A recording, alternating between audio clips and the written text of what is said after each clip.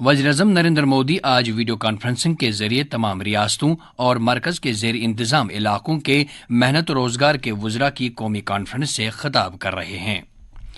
इस दो रोज़ा कॉन्फ्रेंस का एहतमाम मेहनत रोजगार की मरकजी वजारत की जानिब से आंध्र प्रदेश के तिरुपति में आज से किया गया है।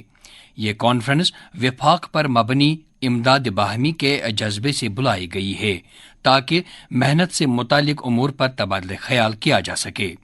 कॉन्फ्रेंस के इनकाद से मजदूरों की फलाह के लिए स्कीमों को मुअस्सर ढंग से नाफिज करने और बेहतर पॉलिसियां मुरतब करने के लिए मरकज और रियासती सरकारों के दरमियान मजीद तालमेल कायम होने में मदद मिलेगी।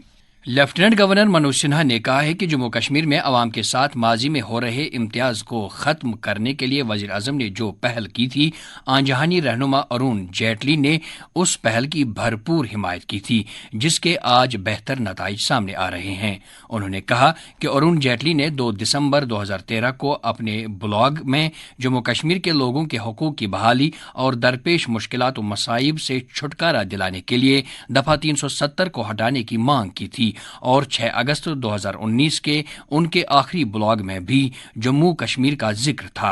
लेफ्टिनेंट गवर्नर ने इन बातों का इजहार कल नई दिल्ली में अरुण जेटली की एक तसनीफ a new India selected writings की रस्मी रोनुमाई की एक तकरीब से खिताब के दौरान किया।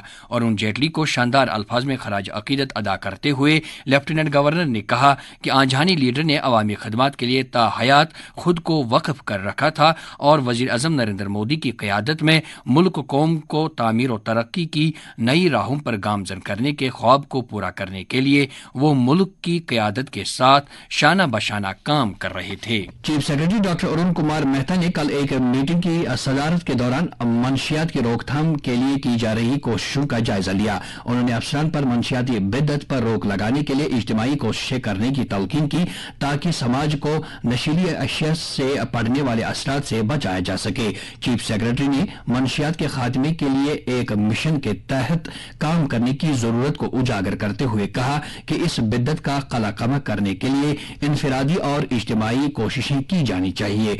उन्होंने इस मकसद के लिए महकमों को अगले माह से एक वसी मुहिम शुरू करने की हिदायत दी।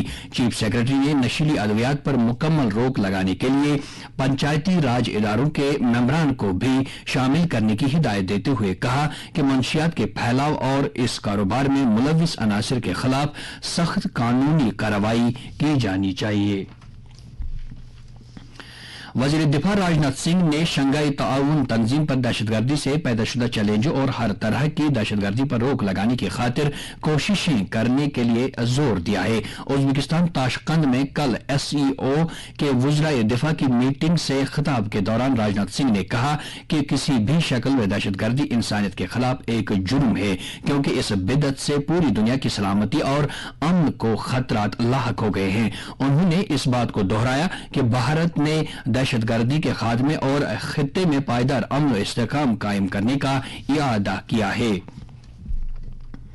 मुल्क में इलेक्ट्रॉनिक पासपोर्ट रवां साल के आखिर में या अगले साल की शुरुआत में जारी किए जाएंगे।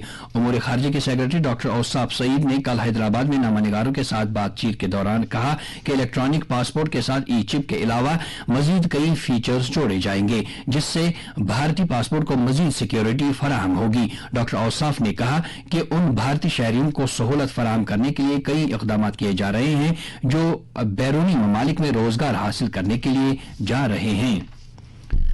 राजौरी जिले में हाल ही में हिरासत में लिए गए एक मिलिटेंट तबारक हुसैन ने इंकशाफ किया है कि वो उस ग्रुप का हिस्सा है जिसे भारत में खुदकुश मिशन अंजाम देने की जिम्मेदारी सौंपी गई थी। मज़कूरा मिलिटेंट को फौज ने इतवार को उस वक्त गिरफ्तार किया जब वो दीगर 3 से 4 मिलिटेंटों के हमरा कंट्रोल लाइन पर दरअंदाजी की कोशिश कर रहा था।